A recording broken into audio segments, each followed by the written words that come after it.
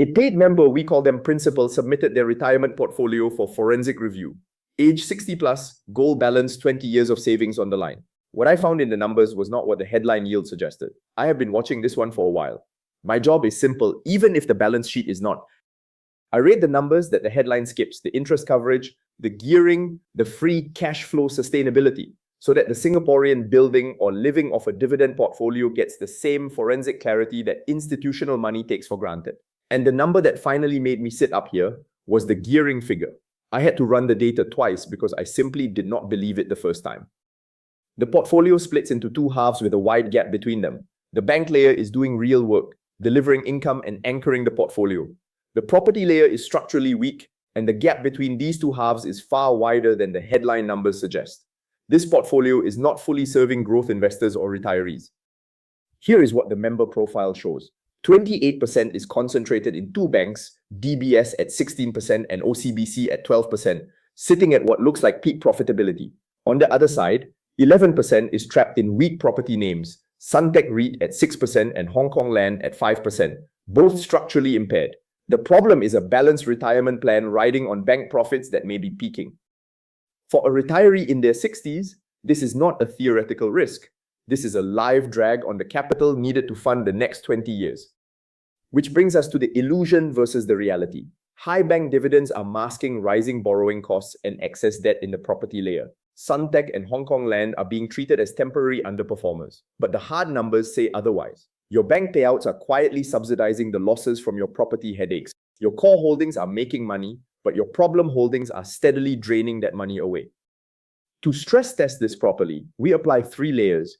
First, the forensic floor, 3.2% minimum yield before any asset qualifies. Second, the retirement hurdle, 4.7% minimum. That is the floor plus a 1.5% safety buffer above the CPF SA rate. Third, the CPF SA rate itself, 4% guaranteed. Every open market dollar must beat this to justify the risk. We plan for bad weather, not just sunny days. Here is what the portfolio health dashboard shows. DBS at 16% weight yields 5.2%, clears the floor test into zone 2. OCBC at 12% weight yields 3.58%, falls below the 4.7% hurdle into zone 4. Boustead at 8% weight yields 3.44%, falls below the 3.2% floor into zone 4. Suntec REIT at 6% weight yields 6.14%, but hits a hard gate failure into zone 4. Hong Kong Land at 5% weight yields 3.29% below the hurdle zone 4.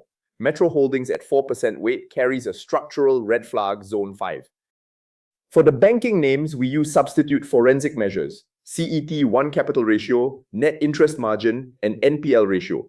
For DBS in the first quarter of 2026, CET1 is 14.8%, net interest margin is 2.1%, and the NPL ratio is 1.0% zone 2 watchlist. For OCBC in the first quarter of 2026, CET1 is 15.2%, net interest margin is 1.76%, and the NPL ratio is 0.9%, zone 4, yield caution only.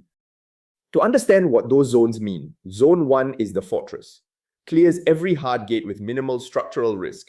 Zone 2 is the watch list, retirement grade but monitored closely. Zone 3 is conditional, needs improvement before it becomes retirement grade. Zone 4 is caution, not compensating for risk at current pricing. Zone 5 is the red zone, full stop, structural failure. DBS anchors 16% of this portfolio in Zone 2. It yields 5.2%, clearing the 4.7% hurdle on revenue of 22.64 billion Singapore dollars and net income of 10.62 billion Singapore dollars. CET1 at 14.8% makes it the thinnest passer among Singapore banks. Bought at 53 Singapore dollars and 30 cents. It now trades at 62 Singapore dollars and 30 cents. Clean margin of safety. The watch item is the buyback program creating downward pressure on CET1 that gets flagged every earnings cycle. OCBC holds 12% in Zone 4 on market yield. All its bank metrics are clear. Strongest capital buffer in this audit. CET1 at 15.2%, net interest margin at 1.76%, NPL at 0.9%. The current yield is 3.58% at 23 Singapore dollars and 40 cents. But the legacy advantage is real. The entry was at 8 Singapore dollars and 51 cents, which means the yield on cost is substantially higher and the capital gain is forensically protected. That gives us two different verdicts for OCBC. For an existing holder, hold. Yield on cost is protected at the 8 Singapore dollar and 51 cent entry. But for new capital, do not add. At 23 Singapore dollars and 40 cents, 3.58% fails the 4.7% hurdle. That is more risk than CPF for less return. Boustead Singapore sits at 8% in Zone 4. The balance sheet is very safe. Net cash position of 368 million Singapore dollars against 83 million Singapore dollars in debt. Interest coverage ratio of 25.8 times, gearing at 10.1%. The problem is the yield. At 3.44%, Boustead breaks the 3.2% absolute forensic floor. Safe and adequate are two different things. The entry at 1 Singapore dollar and 41 cents against the fair value of 3 Singapore dollars and 6 cents is sound, but the income is not adequate for retirement. Suntec REIT sits at 6% in Zone 4. Yield is 6.14%, clears the hurdle, but yield cannot override a broken balance sheet. Gearing at 37.29% exceeds the 35% forensic ceiling, hard gate failure number 1. Interest coverage ratio at 2.4 times falls below the 4 times forensic floor, hard gate failure number 2. This is the MRT Door Paradox, standing on the platform waiting for a price from several years ago. While the asset's real ability to generate sustainable cash has shifted underneath you. Bought at 1 Singapore dollar and 85 cents, it now trades at 1 Singapore dollar and 46 cents, an extended loss on a holding that still carries structural risk. 4.06 billion Singapore dollars in debt. Global borrowing costs are different now. Distribution cut risk is live. Hong Kong land holds 5% in Zone 4. Yield at 3.29% fails the hurdle. Revenue has compressed from $2 billion down to $1.45 billion.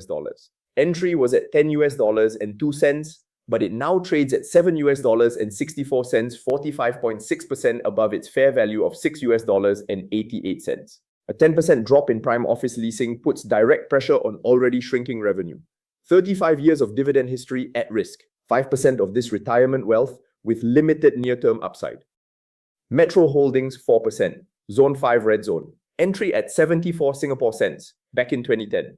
Trades now at 47.5 Singapore cents. Still 21.8% above its fair value of 39 Singapore cents. Net income, negative 203.2 million Singapore dollars. Losing money, no distribution pathway visible. Patience is a virtue when the business is sound. It is not a strategy when the business is structurally impaired.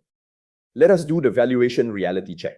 DBS has a clean margin of safety, trading at a 21.8% discount to its fair value of 64 Singapore dollars and 90 cents. OCBC's entry is protected, do not add at current price. Boustead's entry is sound at a 117% discount to fair value, but the yield is inadequate. Suntec REIT trades at a 30.3% premium to fair value with high balance sheet risk. Hong Kong land sits at a 45.6% premium with frozen capital. Metro sits at an 89.7% premium, structural red flag. On the dividend trajectory, DBS is rising. Watch CET1 compression from buybacks. OCBC is rising. Legacy entry protected. Boustead is flat at 8 Singapore cents with no growth driver. Suntec REIT is declining. Watch the refinancing cycle. Hong Kong land is flat at 22 US cents with its street at risk. Metro has suspended distributions entirely. On peer comparison, DBS leads at 5.2%, strongest income play among the banks. OCBC lags DBS by 162 basis points, but holds the best capital position. Boustead sits 106 basis points below SGX Industrials despite having the safest balance sheet in this audit. Suntec's premium yield over peers is a distress signal, not a value signal. Hong Kong land sits 151 basis points below comparable peers. Low gearing cannot compensate for yield failure. Metro leaves a full gap against the retail benchmark. You are not here for the copy tips or the hype. You are here because you want the forensic truth before you commit a single dollar of your capital. The algorithm only sees one signal, whether you have hit that subscribe button. Every forensic investor who watches without subscribing is invisible to the machine. Before we go deeper, if this forensic breakdown is useful to you, the single most useful thing you can do for the channel is hit subscribe. It takes 2 seconds, and it tells the algorithm that data-driven SGX analysis deserves to exist.